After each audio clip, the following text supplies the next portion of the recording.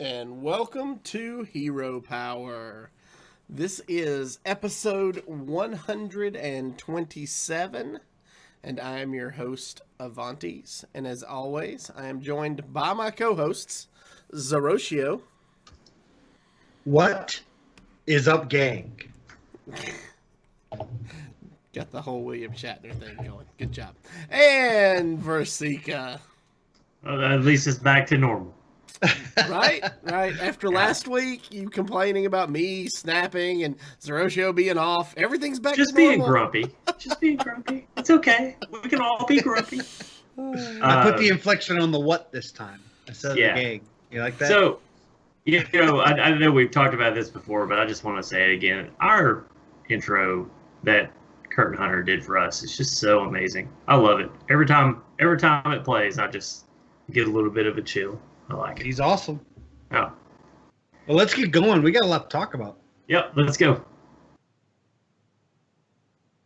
And you're muted. Yeah, Avantes is muted. I see the mouth moving, but nothing's coming out. Yeah. All right. So I was saying, got a lot to talk about. 2 big emails.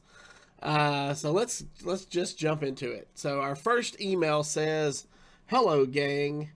I've been working on something for myself, and I wanted to share it. I was curious what each different deck is losing, so I made a spreadsheet listing all of these cards. Now, to interrupt, what he's referring to is losing to the standard rotation. Yes, that is correct.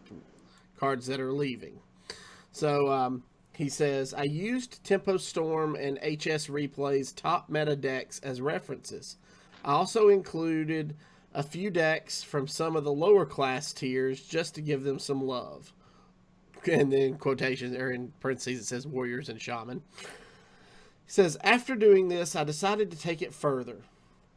I ranked decks from unplayable to untouched to see which decks would be viable after the rotation. I also decided to rank which classes were affected the most based on the current decks that are being used. Granted, this part is all opinion and it's up for interpretation, but I thought I'd do it anyway. So here are some of my biggest conclusions. Number 1, Q Block is practically untouched. I think this deck is pretty much the deck to beat next expansion, and how to gauge the power level of all other decks." So, Versika, your thoughts on that? In its current form, I would say that is correct. I highly expect a nerf of some kind to come to one of the major Q block cards. My expectation is that it's probably going to come to either Pact or Cube itself. So, as of right now, untouched, that statement is correct. But like I said, I think a nerf is going to occur. Okay, Zeroshio.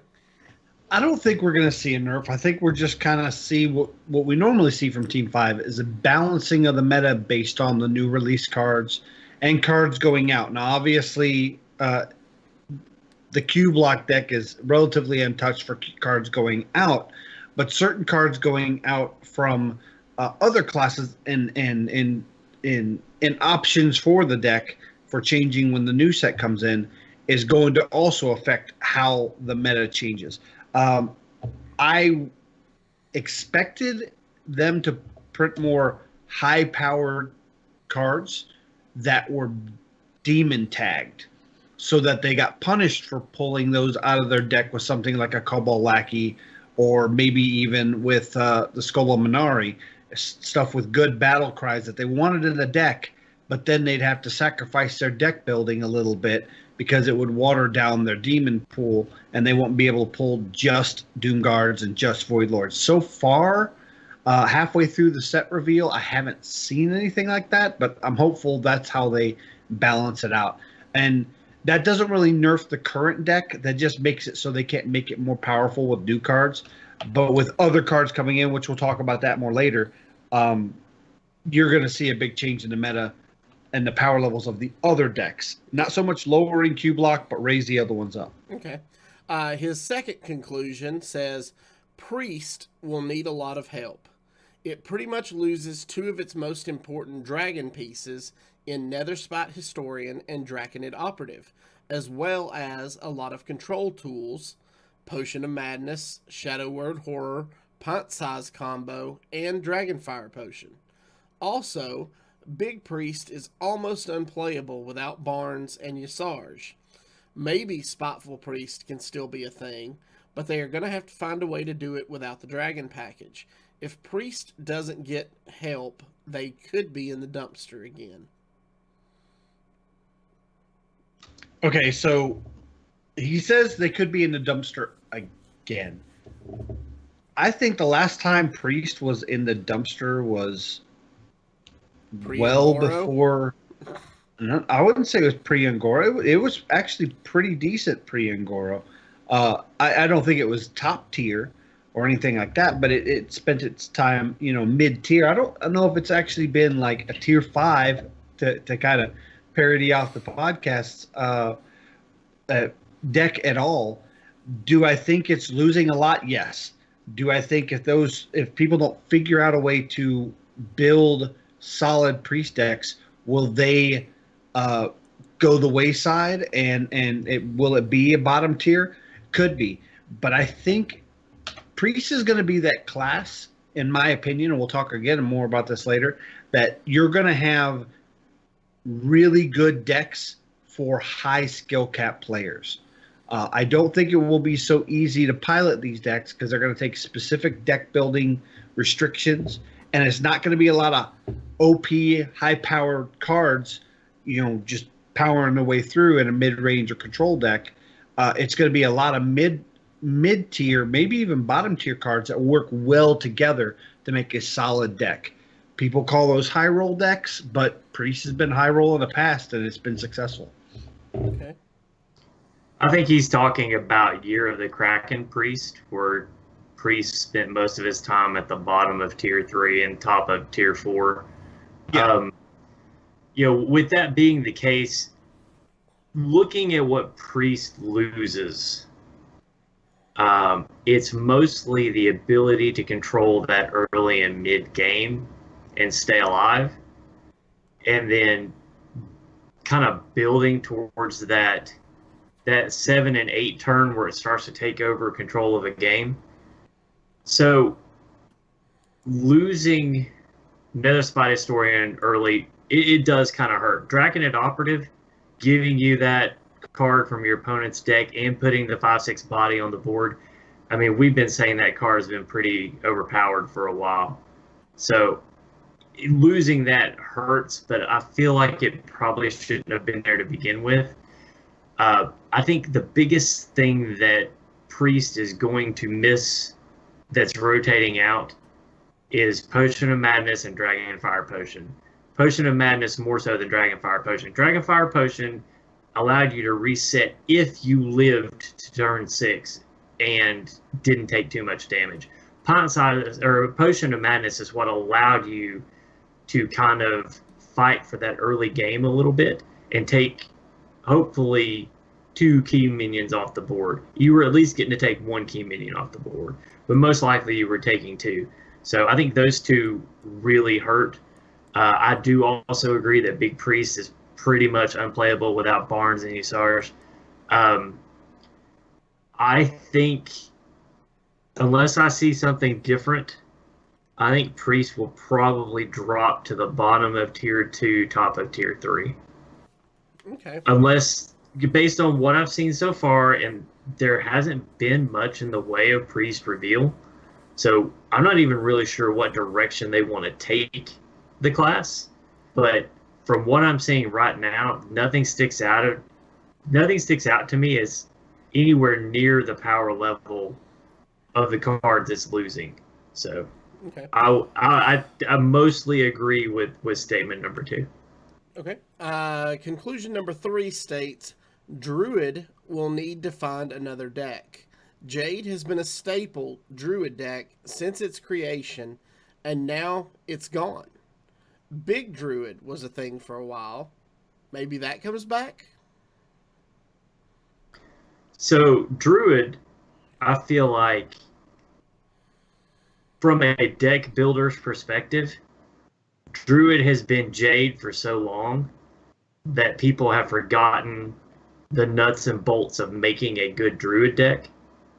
And I feel like while it's losing sort of its identity deck, I feel like Druid players are going to be better off because I feel like Druid has many tools out there right now to be successful, but no one can get past themselves and the Jade package to really explore those options.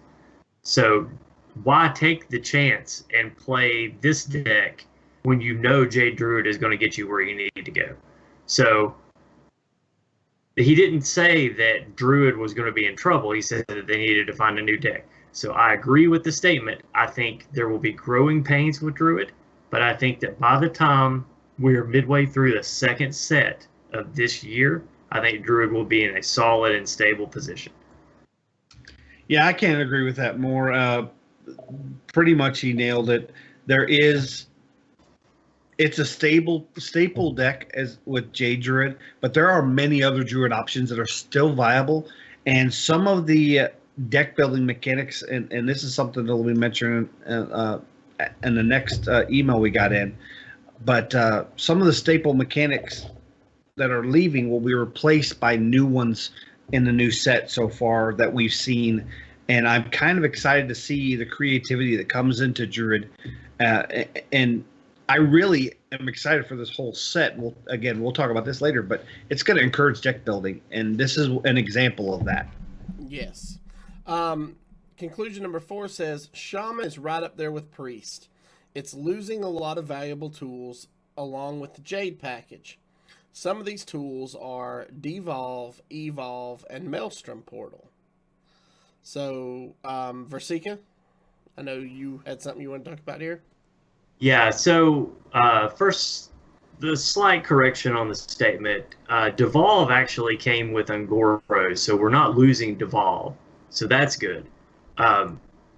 Evolve, I feel like I've lost as many games with Evolve as I've won with Evolve. So I actually like Unstable Evolution better than Evolve. So I don't know if that's as big a hit because I don't feel like you're going to be able to go as wide with Shaman anyway. So there is some value in the Jade package, especially in Jade Lightning and Jade Claws. Losing those two, you're losing that early game weapon for Shaman, and I think that's a bigger hit than anything. Maelstrom Portal is unique. If you drew Maelstrom Portal as a Shaman and you were able to play it onto a board of early game minions, it allowed you to stay in the game and have a chance at competing with the faster decks. But over the course of the last 2 expansions, those early game minions are coming in with 2 and 3 health more often than not, making Maelstrom Portal a little harder to get that early game value. Normally you're having to pair it with Wrath of Air Totem or Blood Mage Thalnos. So I'd actually already started moving my Maelstrom Portals out and going back to Lightning Storm anyway. And I feel like Shamans that do this are going to be just fine with so far. We're going to say this is based on what we see from the cards that have been released at this point and based on what they're losing. I feel like Shaman probably is right up there with Priest, being maybe the top of tier 3 and possibly necking into the bottom of tier 2, unless I see something that just makes me feel like it can define a Shaman archetype. I feel like you're probably looking at a lot of Control Shaman and a lot of Elemental Shaman, and right now those decks are just too slow, and I don't see anything in which would lead me to believe that either Shaman is going to speed up or that the rest of the meta is going to slow down. Okay, so real quick correction. Ducharmeau is correct. Devolve came out of Mean Streets of Gadget Zan, so we are losing it. Oh, wow. Okay. I thought it came out of Angaro. Okay. I did too. My bad. Okay. Well, okay, so Devolve, once again, I don't know that we're going to be going as wide in this expansion. I feel like the minions are going to be more impactful, but I feel like the tempo style is probably going to give way to more of a mid-range style. So you're not having to deal with the. I feel like Shaman board trades well anyway, so you're usually matching minions. You're not having to worry about them playing 2 and 3 minions in the same turn, unless you're playing against Dude Paladin, who's going to just Call of Arms them into play. But you know, you've always had Hex, so Hex is all right. And once again, it goes back into that late game Devolve usually didn't help you much anyway. Early game Devolve just helped you from cards like Houndmaster and those sorts of early game minion buffs. So I feel like Lightning Storm, and you still get to keep Volcano. And actually, if you give me the choice between devolving a board or casting Volcano on a board, I'm probably going to Volcano 9 times out of 10 anyway. So, but yeah, so losing Devolve actually is a hit, but I don't know that it is. I don't know that Devolve was so class defining that it's going to be what pushes Shaman and keeps Shaman pushed down. I think Shaman's problem is a lack of impactful early game minions, and I think until they fix that problem, it doesn't matter what rotates out or what rotates in. Shaman's going to be facing the same problems over and over and over, i.e. Totem Golem. When Totem Golem was here, Shaman was powerful. Some would argue too powerful. Since Totem Golem has been gone, Shaman has been a slower deck that usually loses against fast tempo or early game aggro. So, yeah, and I agree that Shaman is in a tough spot, especially with Q Block mentioned in chat by Ducharmo. Q Block still having the tools, and Devolve was usually a counter to that. But I think again we're going to see what's coming out in the set. Now, I think what Shaman needs is good, solid spells. So far, they've only revealed 4 cards, and all of them are minions. But they're minions that a lot of them are minions that generate you spells. So if the remainder, or at least half of the remainder of the Shaman cards are spells and quality spells, not cryostasis or frost shock style of cards, but more true power, maybe more types of transforms, silences, effects like that, then I think we will see a rise in the Shaman. But it really depends what comes out in this set, and that's really going to dictate how it's going to stack up. Shaman's been bottom tier for a while now, and I'd like to see it rise out of the gutter there and do well. So one more point on this real quick. A card to keep an eye on, which we've sort of started to see it rise in power. Healing Rain. Keep an eye on Healing Rain, because there's a lot of healing rotating out. And from what I've seen so far, not a lot of healing rotating in to replace it. Okay. His next point is about Mage. He says, Mage losing Ice Block is huge. All current versions of Mage need help to be successful. Now, he also sent with this a really good breakdown, and I'm going to flip over to it real quick for just a second. As you can see, he's listed all the major types. You've got Secret Mage, Big Spell Mage, Quest Mage, and then a list of the cards that are leaving. So, as you can see, all 3 of these Mage decks are losing some pretty big cards, including besides just Ice Block. And I'll post all of this on our website in the show notes, so that you guys can go and review all this great work Ducharmo has done.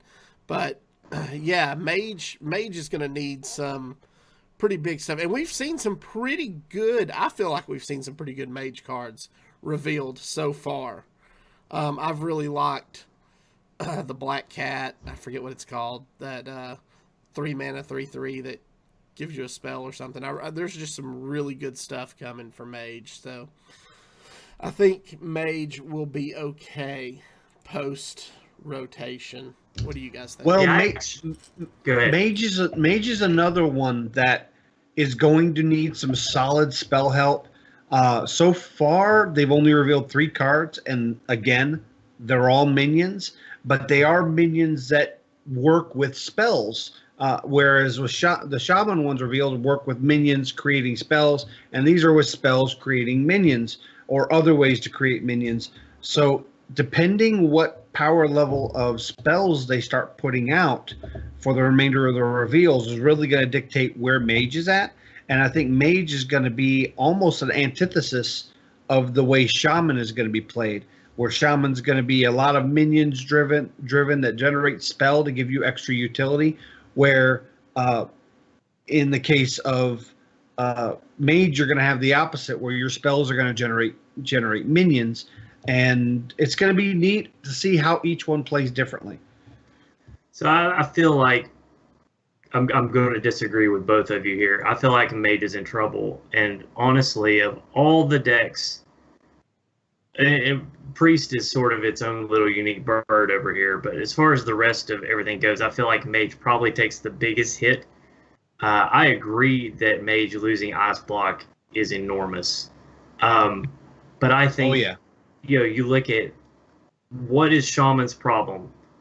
It's you don't have impactful early game minions. Aside from Mana Worm, neither does Mage. And Shaman at least has Lightning Storm if you can draw into it to help clear the board early. Mage doesn't really have that. So you're looking at turn 6 for Blizzard, turn 7 for Flame Strike. Without an ice block or any healing to back that up, you could get into a lot of trouble really fast. I feel like Mage is just going to be ransacked by quicker decks because of their inability to battle for the board state pre-turn 5. So right now, based on what I've seen from Mage, I'm looking at Mage as being a slow mid-range to control-y style archetype that is going to struggle to stay in the game until it has a chance to take over with Jaina on turn 9. So I'm really scared for Mage. And it's been a staple deck since I've started playing Hearthstone. Control Mage has always been around, even though it may not have been super prevalent. The pros have always played Control Mage at a high level. I feel like for the first time since I've started playing Hearthstone, I feel like Mage has a chance to honestly drop into Tier 4 and maybe even to the bottom of Tier 4. Yeah, okay. I agree. Cool. All right, his next, we only get 2 more to go after this. So he says, Rogue fares well. Miracle Rogue only loses counterfeit coin and otherwise is okay. So, yeah, I think... I agree with that. Yeah, I think Rogue's going to be in a pretty good spot. I do, too. I think you're going to see a variety of Rogues now. I'm actually, right now, kind of just tooling around towards the end of the expansion with a Death Rattle Rogue that I'm loving playing. I think Rogue is in good shape. Yeah, there's not much to talk about here. Rogue's going to be good. I don't think it'll be Tier 1, but it'll be a solid Tier 2. Yeah. He says, next up, Paladin loses just enough pieces for Dude Paladin and Murloc Paladin to no longer work. It doesn't matter. There are so many different varieties of Paladin that are available, and seeing the way the set is building out, I think it's going to slow the meta down slightly, and just slightly enough is going to open the door for that mid-range Paladin, which is very strong for a long time, and that Control Paladin, which had its strong period of time as well. I do think Paladin is going to become more of a mental and timing class, and all of theirs similar to the way I think Priest is going to go. All of their decks are going to be a high skill cap. It's going to take a lot to properly use the tools that we're going to be given. to make a solid deck. And I think Control Paladin, which is my favorite, all-time favorite deck to play, is going to be back in the limelight, and I'm excited. Okay. So I agree that I think Murloc Paladin is probably not going to be as impactful when this set launches and the rotation happens. But mid-range Paladin scares the crap out of me. I think when the dust settles a couple of weeks after the set launches, I fully expect, unless there's a nerf, I fully expect Q Block to be at the top of the list and mid-range Paladin to be right on its heels. Yeah, Sarcastic Elder in chat also notates that losing Arcane Giants out of the meta, so that could, slow some stuff down as well.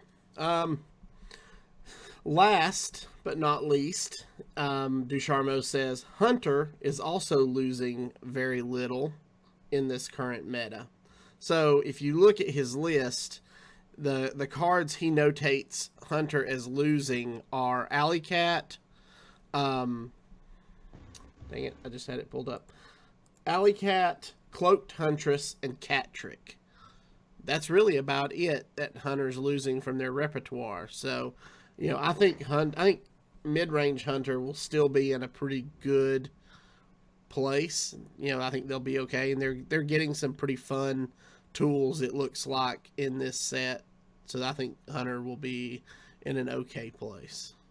Yeah, that one spell hunter that plays Barnes and Usarge, it's losing that. So, that I don't really even know if you could say that is like a prevalent hunter deck.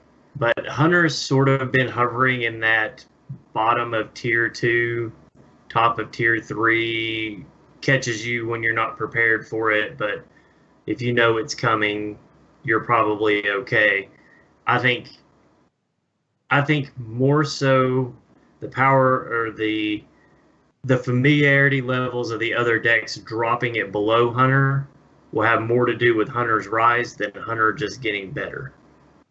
Here's my thing, is that Spell Hunter is much better, in my opinion, than without Barnes and Usarge. I think Barnes and Usarge, that little combination, while can high roll and win you games, I believe that it's a crutch and it raises the win rate falsely.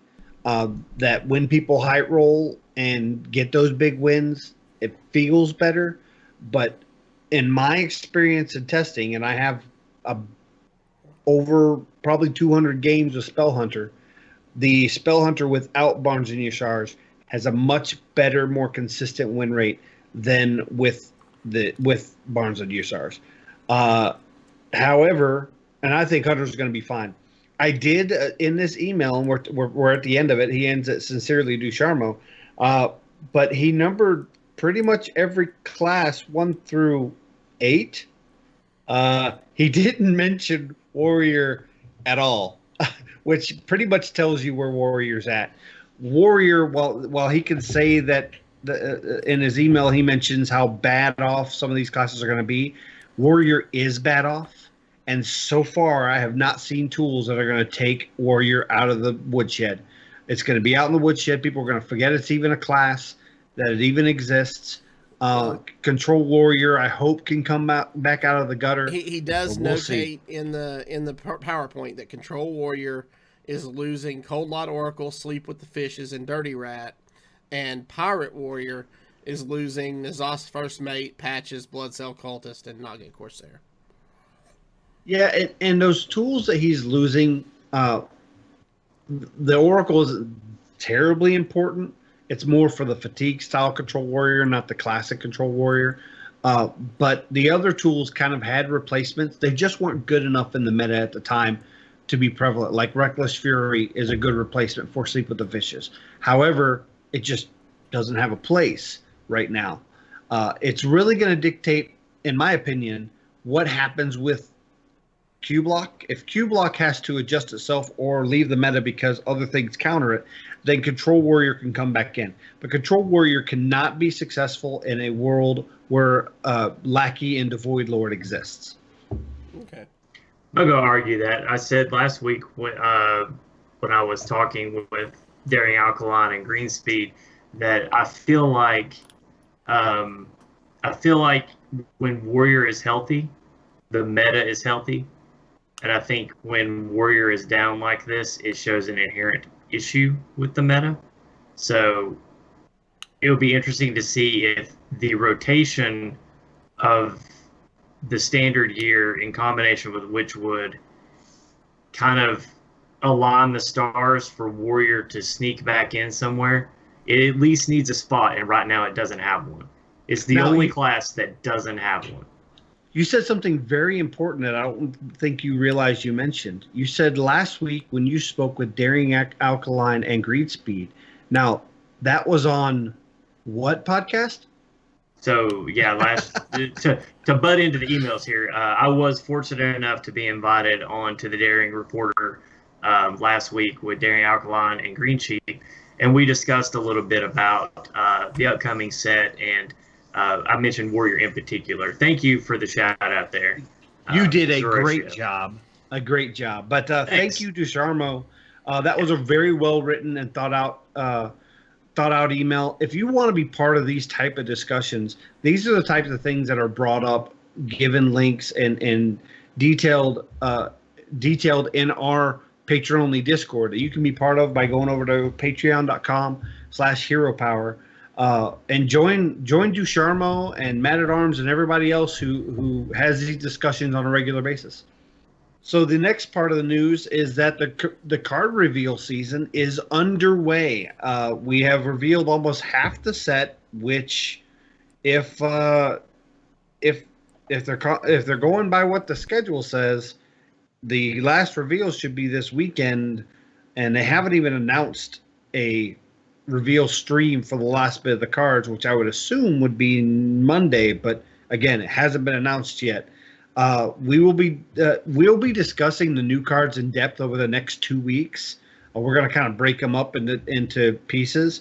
But to kind of give a sneak peek on that, we thought we'd talk about 2 cards that have been revealed so far that have kind of caught our eye and what we think about them. Do you want to start, Avantis? Sure. So one of the cards I picked was one that was actually just revealed. And I saw this earlier and was thinking, this could be a lot of fun. And it's the Mage Legendary Toki Time Tinkerer. She's a 6-mana 5/5 with a battle cry. Add a random legendary minion from the past to your hand. So there was a lot of debate on what did from the past mean. Well, after talking to some people in the know and a confirmation from some people at Blizzard on social media, it means a card. You'll summon a random legendary that is not in the current standard environment. Meaning you put it in your hand. A wild legendary. Put it in your hand. So you could get Ragnaros. You could get Sylvanas. You could get Dr. Boom. Or if you're me, get Patches. Or if you're me, you'll get, some random legendary from GVG that's just awful. Because that's what I'll get. Or I'll get Major Domo. Because Major Domo. That's going to be some Trollden episodes right there. So that excites me because when I saw from the past, I kind of wondered how this is going to work. Now, if you play this card in Wild, you're just going to get a random legendary you're not going to get anything from the new Setso. It's going to be anything that is Mean Streets of Gadget, Sand, or older. And older. Yeah. So anything that's exclusive to Wild, not just can be played in Wild. So you won't get any of the new stuff or from this past year. Man, this excites me. I know a lot of people are really upset about this.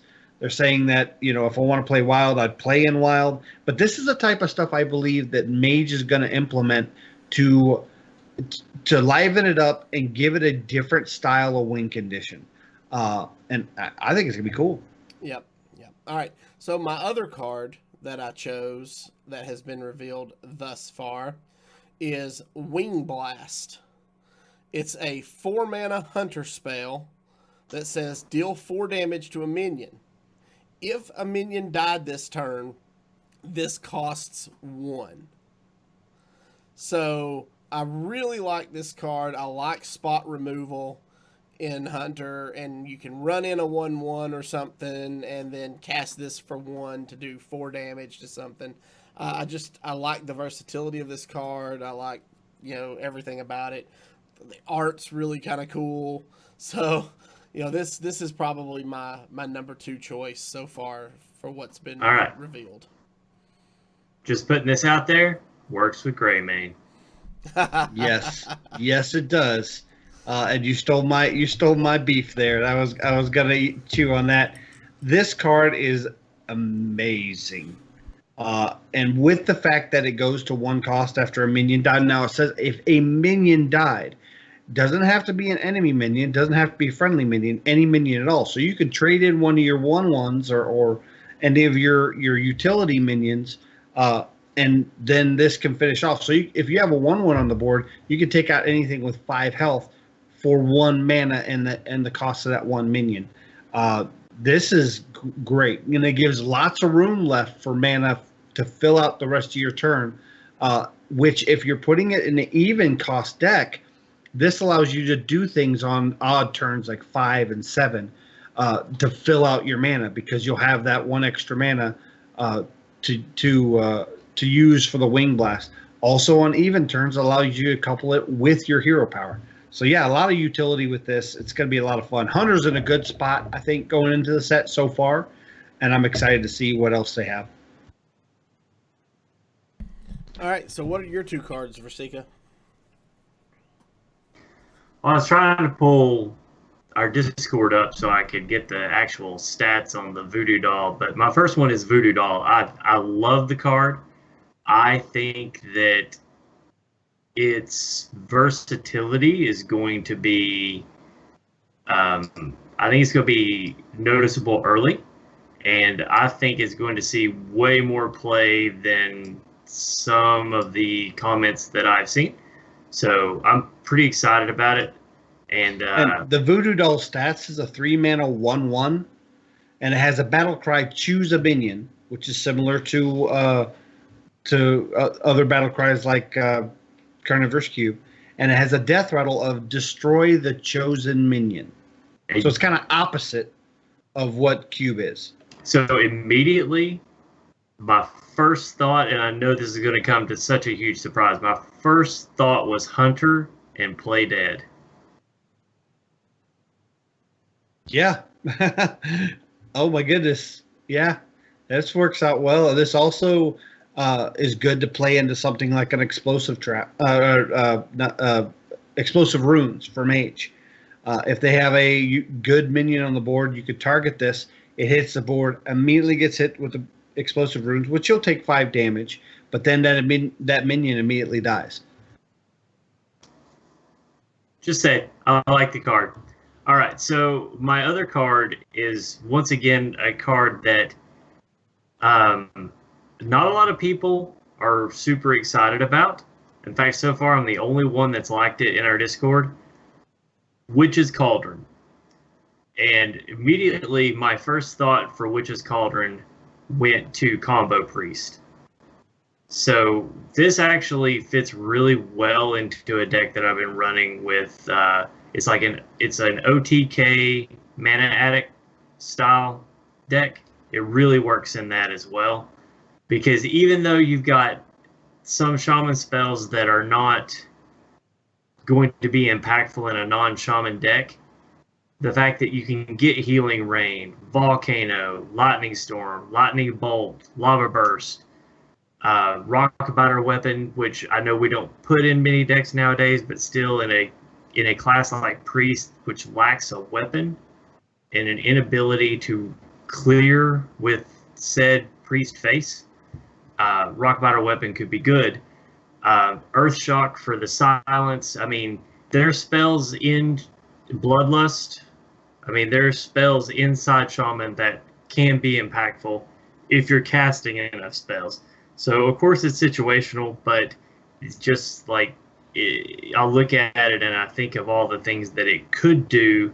So I'm anxious to see what people smarter than me are going to be able to do with it once it comes out. So Witch's Cauldron is a 3-mana 0/4 neutral minion. And it says, whenever a friendly minion dies, add a random shaman spell to your hand. Yeah, there's a lot of application. This will also be really good with Leyline Manipulator and Mage. Again, this is, while it gives you shaman spells, it is a neutral card. This is similar to the Crusader card from the Grand Tournament that was a neutral minion, but it gave you a paladin spell. So I kind of like that they're going back to this. I like it a lot. So my cards are, and we'll start with my first one is Dire Frenzy. This is a 4-mana spell for Hunter, and it says give a beast +3/+3. Shuffle 3 copies into your deck with +3/+3. Now, one thing it says on here is it doesn't say a friendly beast. So if your opponent has a beast and they've been revealing cards from multiple classes that have beast moniker to them, in priest, mage, a lot of classes that don't normally play beast, you can give that beast +3/+3. Does buff their minion, but it gives you 3 copies of that minion that also has +3/+3 in your deck. So if you have a way to kill it, maybe like a deadly shot or something, you could give that beast +3/+3, kill it, and now you have those in your deck. And the other card, and I'm kind of couple these together because I like both of them for the same reason, is Lady in White. This is a legendary for priest. It's 6 mana 5/5. It has a battle cry. Cast Inner Fire on all minions in your deck. And it explains you change their attack to be equal to their health. Now, there's a lot of people are polarized on this card. They really love it, and they see different ways to implement this that can build very powerful deck. Then a lot of people say it limits your deck building because certain minions, like Twilight Drake, are statted at 4/1, which would make it a 1/1 that gets health based off size of your hand. The reason I like both of these cards are for the same reason, is and the reason I like Witchwood set so far is it encourages a deck building. A lot of the cards may not be powerful by themselves, but they're more powerful with a group of other cards. And while each of those cards might have lower power level, it encourages you to put them together to kind of build up a game plan and build a good deck. So it's going to be less about just taking a strong deck with a lot of high-end cards and a lot of high-quality cards and just, playing them, kind of playing to the music, so to speak, like everybody tells you to on Tempo Storm and Vicious Syndicate. And it's more of building a style of deck that caters towards your play style and encourages you to build a deck that is a way you like to play. Other people might not do well with a deck because it's not their style of play, but you might succeed in it because you built the deck in a way that you like to play Hearthstone. And that just straight up excites me, especially with a lot of the cards in this set for neutral as well as for priest have large health, kind of low attack, and they implement that in a way so that maybe there's punishment for putting it out. They give your opponent's minions, or their health is actually reduced via battle cry. But if you have ways to cheat them out, or just have them come out with those punishments but really large attack to go with the health, then that's going to be a really good deck. And that's one of the first 2 classes I'm going to build decks for. Granted, if I get the cards, are Priest and Hunter, because I think those 2 classes are going to benefit most for creative deck building. All right, then we'll talk more about some of the other cards as reveal season continues. We've been talking about the possibility of doing like a full-on review show, and that might be something we do in the next couple of weeks as we get a little closer to release. Which usually we always do a play portion, and for these next 2 weeks, depending on how the release schedule goes, we are considering skipping the play portions to give people the set reviews that we are wanting to do. You say next 2 weeks, but theoretically the set could come out a week from tomorrow. It could, which we may have to reveal the rest of the cards the week after it comes out, which, that's fine. That's fine. All right. So just going to touch briefly. They held the Wild Open this past weekend. Hamster defeated Jinsu in the finals to win the International Wild Open. So congratulations to Hamster. You guys can go on the Play Hearthstone channel on Twitch to catch all the VODs. It was a great tournament. And real quick, I just want to say, if you love Reno Jackson, watch the VODs. You'll see lots of Reno Jackson and Reno Jackson beating Reno Jackson and all the Reno Jackson. Gotcha. All right. And this week's Tavern Brawl is Blessing of the Raven. So as the Witchwood looms closer, an enchanted raven appears in the tavern. It's looking for mischief. Choose a class and gain a deck with the Raven's Blessing. So, Raven's Blessing is basically whenever you summon a minion, it gets one of the 5 or so status effects. So it could get stealth, it could get charge, it could get taunt, it could get divine shield, it could get life steal, or it can't get taunt, can it? It can't get taunt and it can't get divine shield. It is Wind Fury, stealth, life steal, poison, and I forget the last one. Yeah. But yeah, so you don't get taunt, charge. You don't get a taunt, and you don't get divine shield. And I think this is good because it allows people to get lucky with charge to end the games faster, but it doesn't draw them out because everybody keeps getting taunt and divine shields. I had a lot of fun with it. I've played it about a dozen times, just doing quests in there. I thought it was fun. I love that they do themed tavern brawls right before a set. Sometimes they don't do it, and it's sad. But this was fun. I enjoyed it a lot. Yeah. All right. So that brings us to this week's deck list, which is from our good friend Matt at Arms. This is a kind of his version of Spiteful Druid.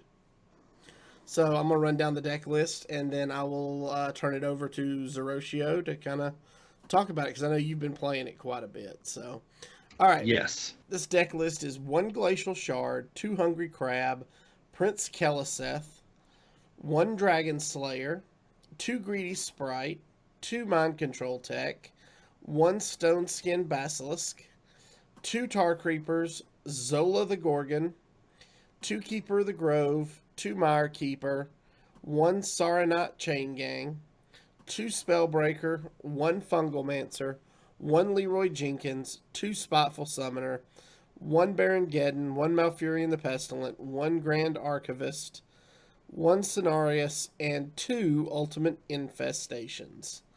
So take it away, Zeroshio. So when we decided to play this deck, I went ahead and tested it out. I played 4 games and went 0-4. I didn't like it. I considered telling the guys, let's switch to a different deck. So I took some time. I actually sat with the deck list open and just read over each card. And I realized I was just missing some key points. I wasn't using Zola the Gorgon in a strong, positive way. I also didn't understand why there were 2 Keepers of the Grove as well as 2 Spellbreakers. And I quickly learned against those control-y matchups, and those matchups that have big taunts in the way, that's 4 different silences you have. Not to mention against the aggro decks where you have that Knife Juggler that gets stuck behind taunts, the Keeper of the Grove can hit the Knife Juggler or some utility minions in the back line and knock those out. So I realized that I just needed the time. I was just kind of dumping things out when I got them, and you just can't play this deck this way. You need to save cards for specific situations once you identify what your opponent is playing. So I decided I'm going to put 10 more games in. At this point, I was 0-4. I put 10 more games in and ended with a record of 9 wins and 5 losses. So I went 9-1 in my next 10 games. This deck really did well. I was really surprised at just taking some time to study the deck and mill over it for a few minutes changed the results so drastically. And I really didn't see a change in the classes I was playing against or what kind of meta I was in. And I ended up playing against 7 different classes. The only ones I didn't play this against was Shaman and Warrior. Oh, no, I did play a Warrior. It was Shaman and Druid. Shaman and Druid are the only 2 classes that I didn't face against. And so I was really happy. Now, most of my decks, my games were against Paladin and Priest and Warlock. It does really well against Priest, does pretty good against Warlock, and it suffers a little to Paladin. So, I mean, I'll take out of my 3 most popular decks to play against, I'll easily take a 66% on that. So, yeah, it's good. Overall win rate is 64%, but only in a 14 game setting. All right, cool. Well, I've not gotten to play this. Do you get any chances to play this, Versika?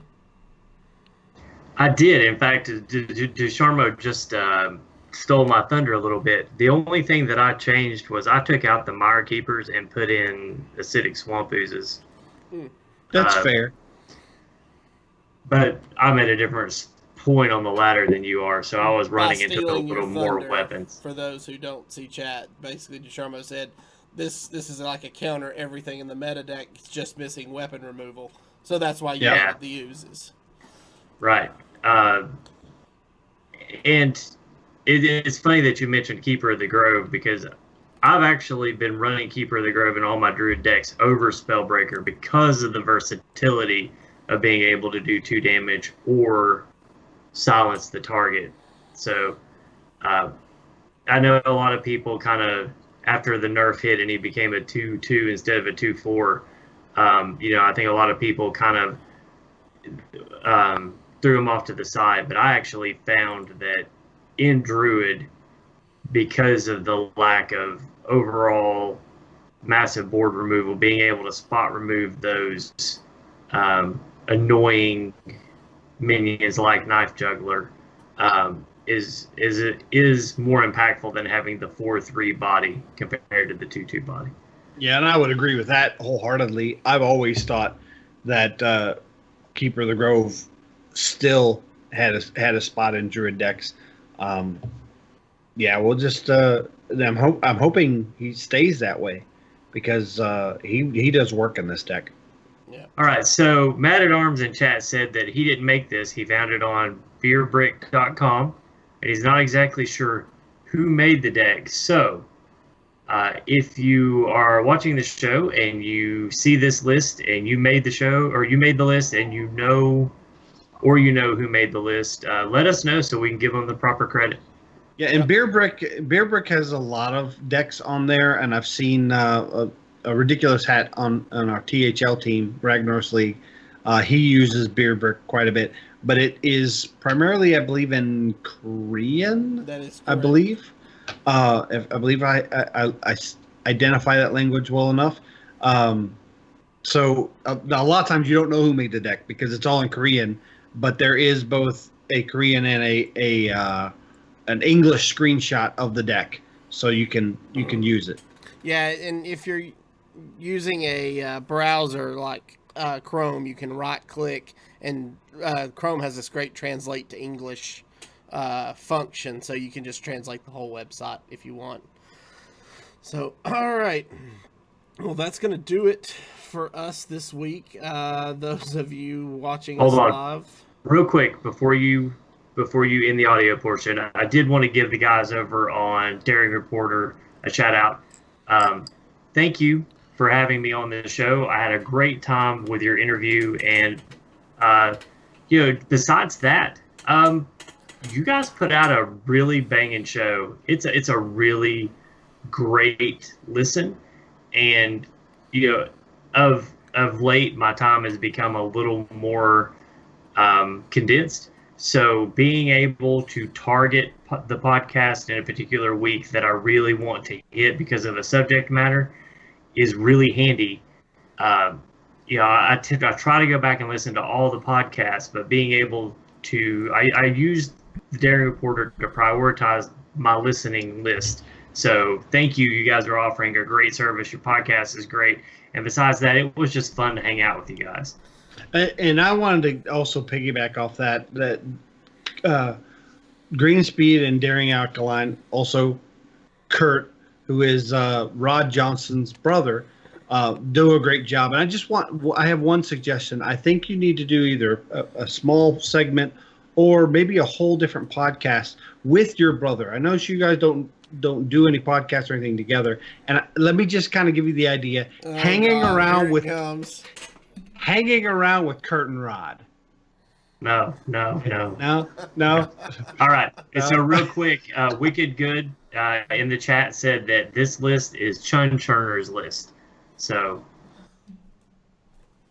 there you go. That's who made the list. Well, thank you, Wicked Good, for sussing that out for us. We greatly appreciate it. All right. So with all of that said, if you are joining us on Twitch or YouTube, please stay tuned as we transition into the live play portion of our show.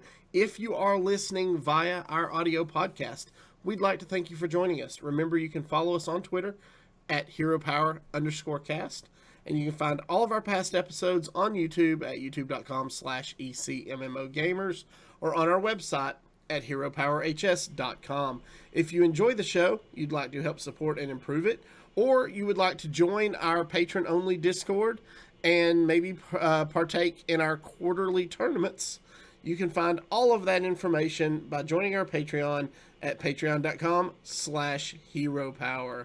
And we'll see you all again next week. And don't forget to use your hero power.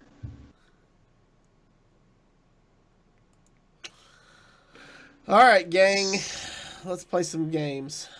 At least maybe technically that will work. It's all right. We're only 15 minutes late into the play portion, so yeah. All right, let me know when you guys are ready. Go ahead. I am ready to fight the spectate boss. And I am currently at rank 3 and 2 stars, I believe it is. So even if this does not work out very well, I should still be in rank 3. Mage. So I don't have a huge sample size of playing against Mage. As a matter of fact, I only played one Mage, but I beat it. So there's that. So there's that. So we have Leroy Jenkins, Keeper of the Grove, and Stone Skin Basilisk. The Basilisk's too easy to deal with, and Leroy's too big to hold. I think the Keeper of the Grove is not going to get good value on turn 4. I think we might actually have better value later. I'm thinking about just ditching this whole hand. So I'm going through my head, and I'm trying to figure out how we deal with Mana Worm if you don't keep Keeper. That's fair. Yeah, let's keep Keeper. The only thing is Keeper's turn 4, and if he gets Mana Worm on 1, we're kind of boned. Yeah. Oh, we did pick up Prince Keleseth, though. So we got Ultimate Infestation, which we really don't want in our hand because of Spiteful Summoner and Grand Archivist. And then we got Prince Keleseth and Spellbreaker to go with our Keeper of the Grove. Past turn 1, obviously. Nothing to do. Yeah. This is probably a secret mage. That's about all I see anymore. Especially with a coin. You don't put a Sorcerer's Apprentice out on turn 1 unless you're a secret mage. So We just trounce out the Prince Kelseth, right? To challenge Yeah, that. It's probably Yeah. going to get frost bolted, probably. but it eats a frost bolt and it buffs up our board. Oh no! That's interesting. Hmm. Well, I mean, you've got to take it out. You don't want a Sorcerer's Apprentice hanging around. Yeah, because the next turn it would be a 2-mana secret, and he could still do something with another mana. Right. Just drop the Hungry Crab and Hero Power. Yep. Yes, we're obviously trading that, so we're going to drop the Hungry Crab, which this may make him use his hero power, which I'm fine with. Then we'll go face. Because if he uses his hero power, he's not really doing much of anything else. Right. And we could just finish it off with Keeper of the Grove if we want, since we have 3 silences in our hand. Like, his best turn this turn would be to lackey into his secret into hero power. Yes, that would be the ideal turn Optimal. for him. Yeah. Yeah. I have a feeling that if he had lackey, he would have played it earlier. So he probably had the Kirin Mage. Hmm.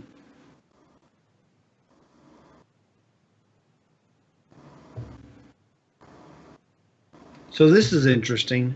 Problem is, if we use Keeper of the Grove on the Kirin Mage, we're only developing a 2/2 that's doesn't really challenge the 2/3. But if we trade in the Hungry Crab into the Arcanologist, and then Keeper of the Grove the Arcanologist, we're leaving a 4/3 on the board, but we'll have 2 minions to challenge. He'll have to use hero power. I don't. Well, that's if it's not explosive runes. If it's explosive runes, we take 3 damage. We take 4 damage. And then we still can't contest the Arcanologist. What do you think? It's kind of. I actually like just running the crab at hero power and running into the Arcanologist. Okay. I'm fair with that. So he either uses his hero power or he trades into it with the Right. 4/3. Either way, we eat up 2 mana. We eat up 2 mana or 2 health. Yep. And then the keeper actually gets a decent, even if it gets hit with explosive runes. Exactly. At least we take out the Yeah, Kirin I like it. Yeah, that's fair. And this deck has a lot of decisions like that. That's the hardest part with this deck, is those minutia decisions. So he's on 2 mana. Here's the mana worm.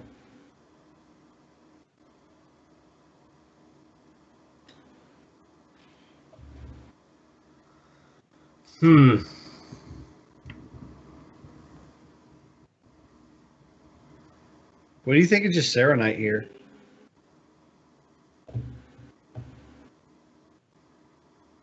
Going into turn 5. I mean, if it gets eaten up by an explosive runes, we still have a 3/4 taunt.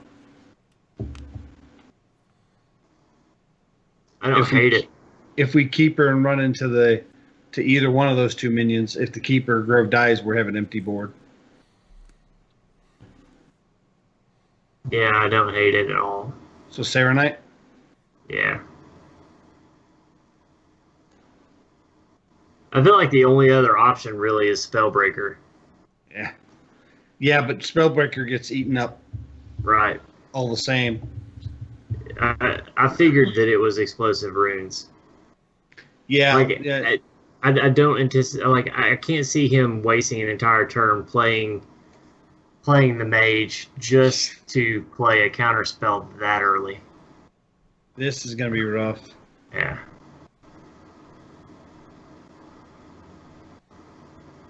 Oof. I almost don't want to see the Spiteful because I want a Spiteful this turn with no secrets up. But that puts us in a tough spot. We almost have to get rid of one of those 2 minions, right? We're just straight up dead to Fireball. Right? Yes, that's correct. Yeah. But what do we draw from a Spiteful? No taunts, right? There's The no problem chance. is, if we trade into the Mana Worm and hit it with Keeper of the Grove, we're still dead to Fireball. Yep. Because Fireball ping with the 4/3 kills us. What can we get for 10 mana that would... Wouldn't we be at 1? No, because 4... We'd be at 11. Oh, no, you're right. We would be at 1. We would, because we'll get an armor. So is that the play? Keeper of the Grove and run in? I think that's the only play. Okay. I wouldn't run in even. I mean, What? we kind of have to, yeah. Yeah, we have to. And I took out the Mana Worm because it can generate more if he had enough spells. Oof.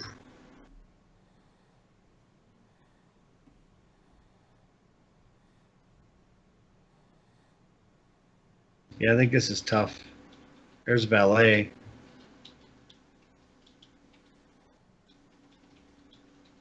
All right, there you go. Malfurion for taunts. You don't have a choice. Yeah, we have to. Yeah. Do we make any value trade Is there a value trade to be had? into a 4/3 so it can't evenly trade into a Scarab? That's true. Is that Trade. more valuable than pushing? Yeah, it is. Okay. Yeah, I'm I okay think with that. it is. Yeah.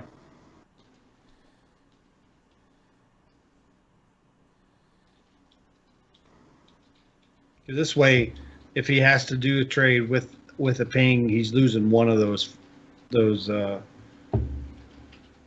mages. So we're Grand Archivist this turn. That gives us That'll fill our hand. ultimate infestation. At this Yeah, point, burning cards is the least of our worries. Oh yeah, I agree with you. 5 armor is And much he's not more gonna important. he's not gonna trade in. 1 mana. What's he doing for 1? Cabal. Oh, so he is. He has no okay, there's secret. So now you know. So do we make a value trade? Well, Grand Archivist, if that's explosive runes, it won't hit us. Right. That's what I'm thinking. We take no damage. Do we make a value trade into the Cabal Lackey I think so. so it doesn't hit it? Right. And then we Archivist Yep. and pray it doesn't hit our face? Yep.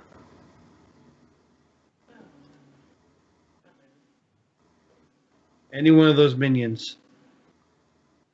50% chance it hits one of his minions. Yes, and it hit the best one. Ooh. But the Mana Worm is still up. But he only has 2 cards. Ooh, now he gets out on it. Now we have to get rid of the Mana Worm. Yeah. So we don't get any Spiteful benefit anymore. Because the other UI's in our hand. Right. So I think you play Tar Creeper first to pull out the explosive runes. Okay.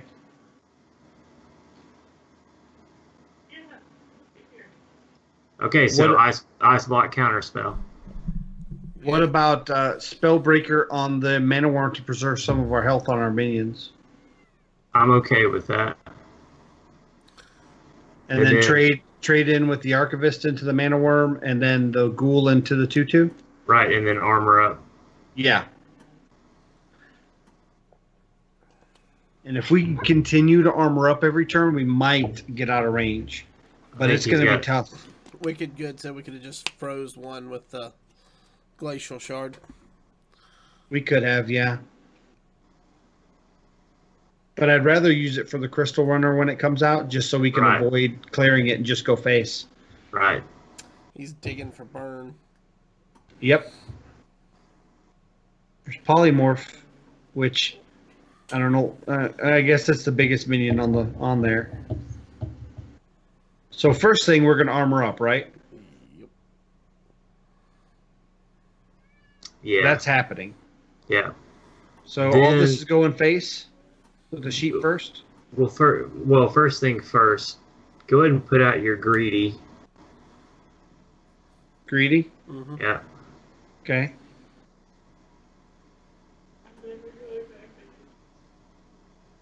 Okay.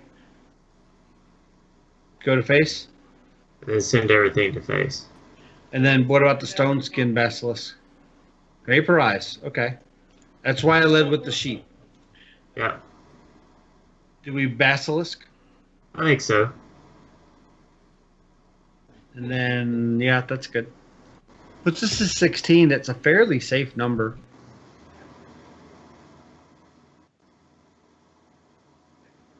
There's the runner. There's the runner, which we can freeze. Is he going to hit face with it? Yep. Yeah. So, Wicked Good says if we get low, you can always UI just for the armor. They'll hit fatigue before you. Yes. Yeah.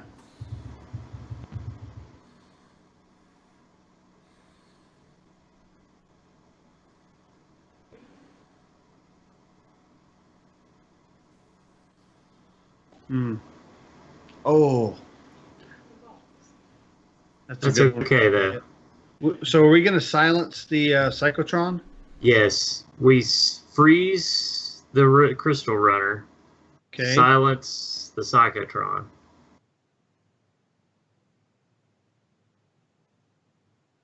Do we make a trade at all? Can we pop block 16? If we use hero power, we can pop block, but is that worth it? If he's At got 8. anything past Fireball, we're dead. So we need to armor up, right? Yeah. So if we're armoring up, we need to trade, right? No. I would still No? send it all face. Send it all face? Yeah. Okay. And see, that's a decision I've ran into where I have made sure to pop block, and then it's bitten me. So I like that choice. And we were 1 out of Pyroblast range. Shout out to Typical Tyrant for the raid. Thank you, sir. Yeah, thank you, Typical Tyrant. You're awesome. Appreciate it.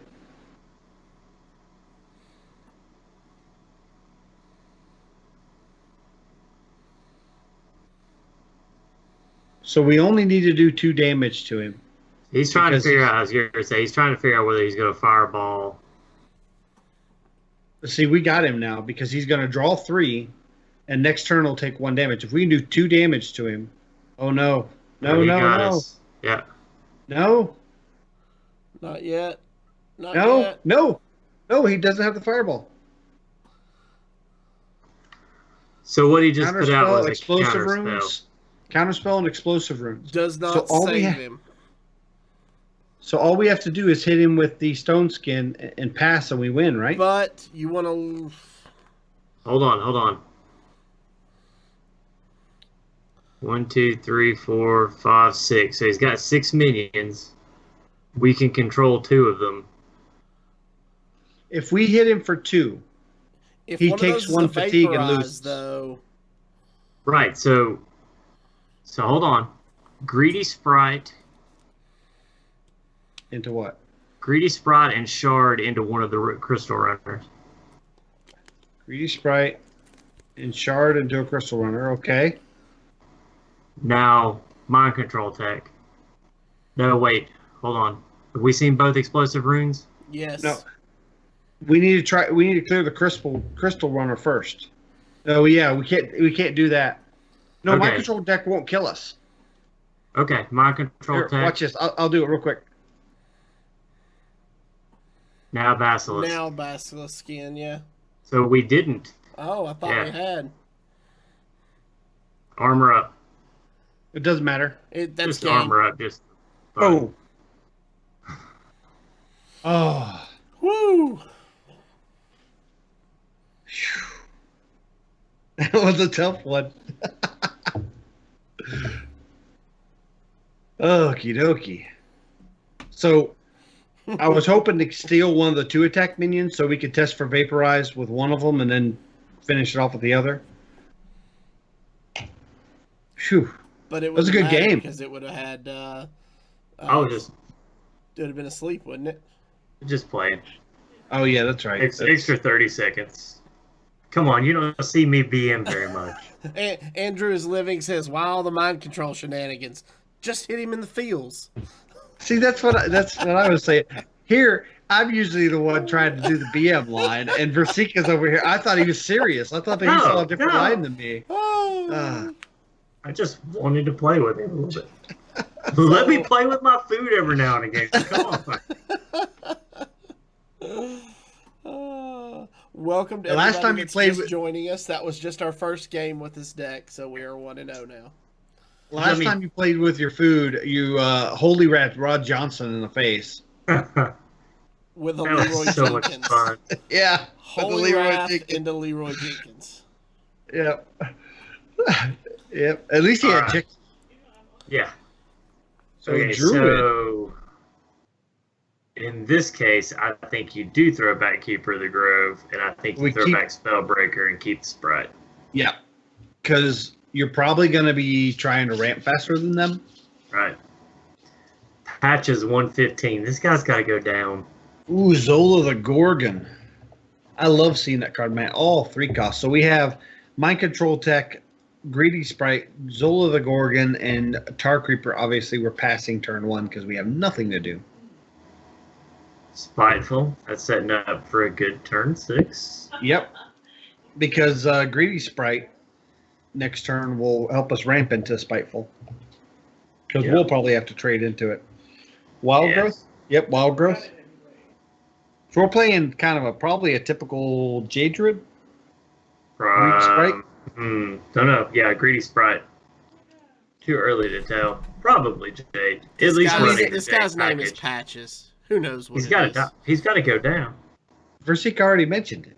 It's okay. It's post nerf patches. They're not really. Oh.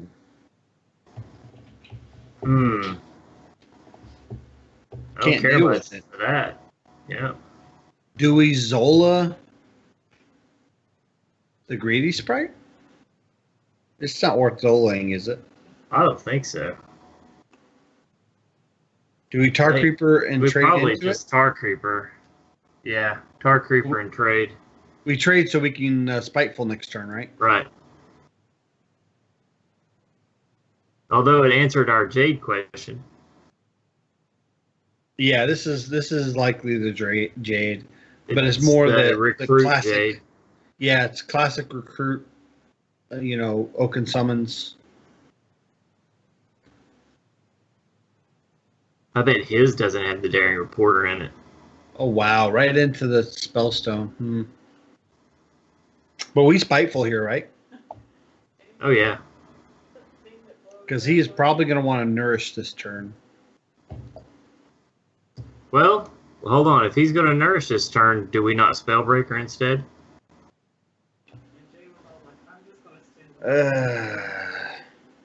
You're probably right.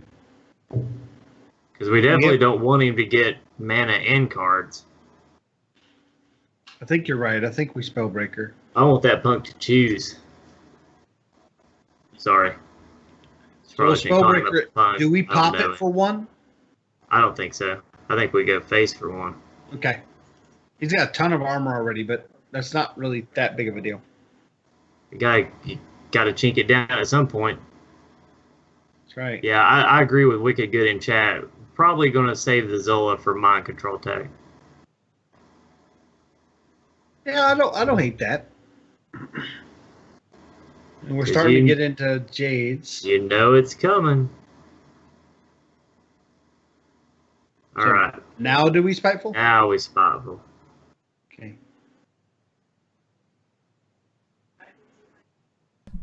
The Zero Show sounds like a kid at Christmas. Can I Spiteful? Can I Spiteful? It's past. Ugh. Past Oh, Forsaken's- That's not terrible. I mean, it challenges the board. We don't run into that at all, do we? If we don't run into it, the tree eats the Spiteful without having to worry about it. No, it doesn't eat the Spiteful. It eats the Spellbreaker. Well, either or. But does he take out Cthulhu? I don't know if he does or not. Hold it. Yeah, I would hold it. Because if we hold it, we might be able to play. He might play Mind into control a tech. mind control tech. Yeah, that's what I was thinking too. There's a nourish. For cards, he didn't ramp. Of course, he's at 8 mana. Which that tells me he doesn't have a UI in his hand, at least, or he didn't before he drew. So he's going to trade. Yeah. Yep. Okay. Now you can...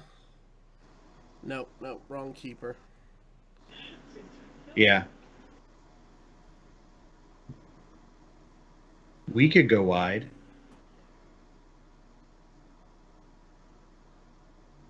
What do you think, Versika? Good. We could spell break the tree. And Spell break the Keeper tree. for a 2/2. Mark Keeper for a 2/2 and Kill the tyrant. run the Cthulhu into the tyrant. I don't hate that. I hate to waste the silence on the golem, but We've got 4. we have 4, so But this sets up for a possible scenarios turn if he only clears 1 minion. that's kind of what I was thinking, is that if he only clears 1, we have a pretty awesome Uh-oh. turn 9. Wait. Oh, okay, never mind. That's a mind control tech turn. That's a Yeah, mind control, it mind is. control Zola. Right. No, he traded 1 minion. We can't do 2. That's okay. I So still my- say we mind control Zola. Mind control. Oh, man.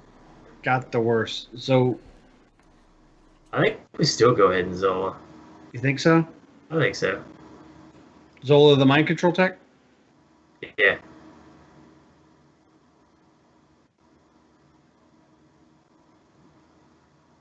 Now, how do we do these trades? Yeah, we definitely have to take at least one of them off the board. 4, don't 3, we? and 2, 2 into the behemoth, and then just hero power and hold. Yeah. I like that. And I'm doing the behemoth just to, our Iron One's contingent when it attacks. And I mean, he's well over the armor limit, but yeah.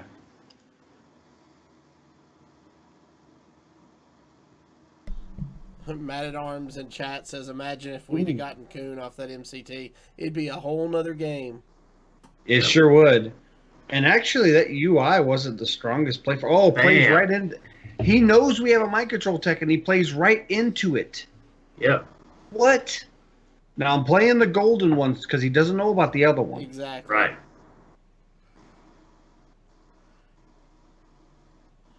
And Not bad. play the Chain Gang. I like Yeah. the chain gang here. Yeah, Chain gang and then hero power trade. I Yep. think so, yep. And see, now he's like, okay, both of the mind control techs are gone. Who's going to put 2 in? Right. He's at 51, so it's not like he's Yeah. in trouble. No, he's not in trouble. Oh, I want the Aya so bad. So why do you want the Aya? Well, so we get the jade from it. So we get the Jade from it. So we get the 1/1 Jade? And that's one less. He Jade doesn't get a gets. 5/5 jade. Yeah. So do we trade into the 3/3 first Yes. Yes. with the 3/3 or with the 5/5? I'd say 5/5 because then we could take the 3/3 into either the 4/2 or 7/3 if we don't get it. Right. I agree. I agree 100%. So mind control tech Yep. number 3. No, I. Oh, that's fine. Oh. I'll take it. So trade into the 4/2 or we go into the 4/4 with our hero power. probably go ahead and take out the 4/2 because he'll probably be trading anyway. Okay. And play And the then- Fire Keeper. And Hungry 2/2. Crab. And yeah. Mire keeper, crab, and face. Yep. Okay. Now, if our board can just stay, that sets up a awesome scenarios turn. Right. Even if he, keeps it around, even if he plagues. which he does. Yeah. And then Wrath Coon. Wrath. Yeah, I think Wrath or Spellstone. Probably Spellstone. Swipe. Why? How much trading is he going to do? None. None. None. Let's Cenarius it up. Scenarios for +2/+2. I think we have to, don't we? Yeah. Still puts us in a rough spot. The other I mean, UI. we got to get through the taunts, or it doesn't matter. Yeah, that's true. That is true. So the 5 attacks will obviously clear. We can't get to one of the big minions, can we? No, but we can clear all the taunts out. Yeah. It'll still take 9. I mean, you could kill Aya, but No, we couldn't. No. oh, you're right. You don't No. have enough mana Yeah. for hero power. Yeah. We take 9, be 6. Oh, hell's pretty play. Oh.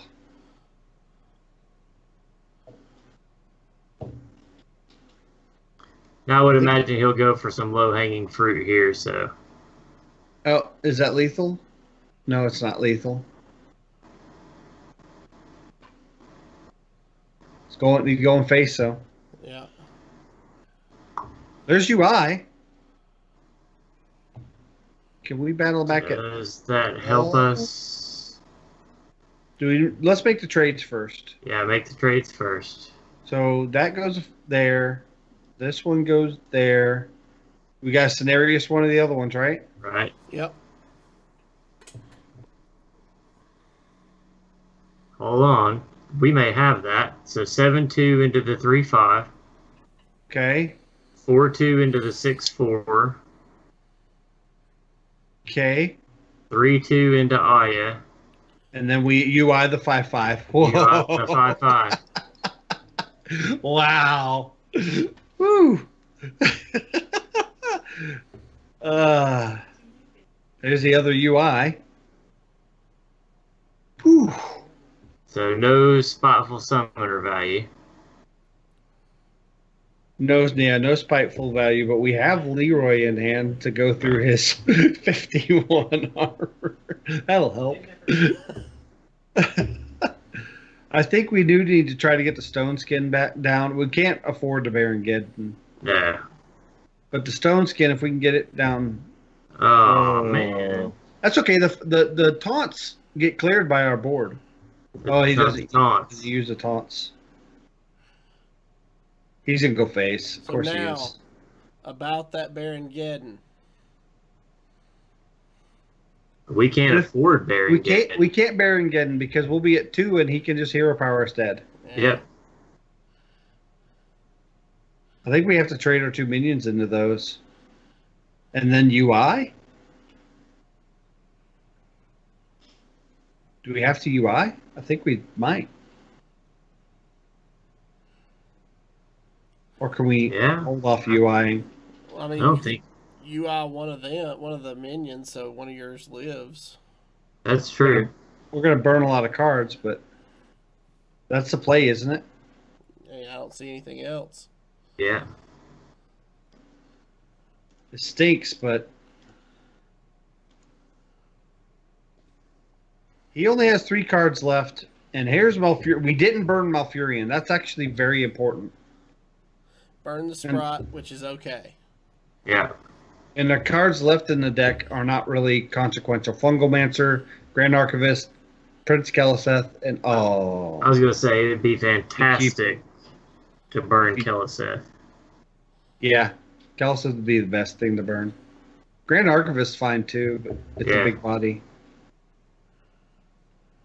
That was not a good one. That's fine though. We can Keeper the Grove, pop that, pop the 3/6, and then we can freeze the 6/6. Mm-hmm. Yeah. Does that sound like the play? Well, I was gonna say, do we not need to Malfurion this turn? I don't know how. Why don't we just pop the 3/6 with our 2 5/5s anyway? Go ahead and Okay. Malfurion and put the taunts up. And freeze the 6/6. And freeze still. the 6/6. Yeah. Yeah. Taunts up, Yeah. Yeah. and then armor up. No, freeze the Yeah, but Yeah, we can and then also armor armor up. up. Yeah, and armor up as well. Yes, we got to armor up every turn from here on out. Yeah, this is what happened last game, right? Yeah, but last game they weren't at 51. And 2 cards ahead of us in fatigue with Jade Idle in hand. Nourish needs gonna shuffle more to set up for the second UI.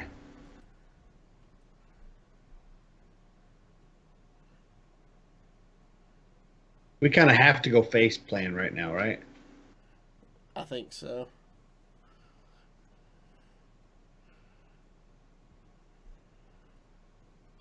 Trying to see what we can do. We need to put down Tark Reaper, right? Mm-hmm. Mm-hmm. Stone Skin Basilisk. Yeah. Armor up. Yeah. And go ahead and play Keleseth. Yeah. Might Might as well. Whatever's And left go in your face. deck. Two cards. Because right now, if there's any way you clear one of those taunts, we're straight up dead. So why not take out the 7/7? With the Glacial Five Shard Shard, and 5/2? Yeah. Okay. And then the rest face. Yeah. Yeah. Now he's got to get through one taunt without the minions. Gotcha. Which he still has a Spellstone, UI. right? No, He still has UI. That's right, he has UI. Which he's trying to shuffle in so he can And there's the UI. No, swipe. swipe. Is that not UI? But That has to be UI, unless he's not running 2. it still gets him through the taunts. We would have been dead if we hadn't killed the 7/7. Oh, you're right, yeah. Well, at least we can. I hate to knock the shield off there, but Well, the shield's already off. I'm saying I hate that. I would wish we hadn't lost the shield. Yeah. So we clear the 9/9, obviously. Yeah. We have to armor up, which we lose the UI either way, right? Right. So hold on. Do we Leroy into the 6/5? Yeah. That's what I was just sitting here thinking about. Yeah. I shouldn't have traded with Prince Kelso. That was my bad. Didn't think about it. So Leroy into the 6/5. Yeah. Play the Hungry Crab. I was thinking. I was gonna What about say the the Dragon Dragon Slayer. Slayer, yeah. And kill one of the kills a dragons. well. Woohoo! Value, baby, value. We're not going down without a fight there, Patches. You're not in charge. I was gonna say, I think this is. Yeah. We keep moving into check. He's not in checkmate yet, but we're getting close. Yep. He took a bit of damage there. Wicked Good says such Dragon Slayer value. Yeah. Cut that Dragon Slayer value. So Hungry Crab, Keeper of the Grove, Fungal Man. Mancer. Well played. I like Baron Geddon. Okay, fine. Do your Baron. I'm gonna smack him in the face. Yeah. Give him the Hungry Crab. Not even gonna say well played. I'll be glad when that deck's gone. All You right. gave him crab. So we went 1-1 tonight. That's not bad. Yeah. We won't do the best 2 out of 3. Not 1 and 1 tonight. still. It's already Yeah. late. Technical difficulties made it long. That is true. So. All right. A lot of fun. Yep. All right, gang. So thank you to everybody that joined us in the chat. It was awesome having you with us tonight. It's always so much fun when we get to do this with all of our friends. So thanks for joining us. If you have any questions or comments about the show, please email us at heropowerpodcast@gmail.com. Hit that subscribe button below on YouTube if you've not done so already. or give us a follow on Twitch to be alerted when we go live. And if you want more details on our patron-only Discord or our quarterly tournaments, you can find all of that information over at patreon.com/heropower. And until next week, good gaming. Bye, guys.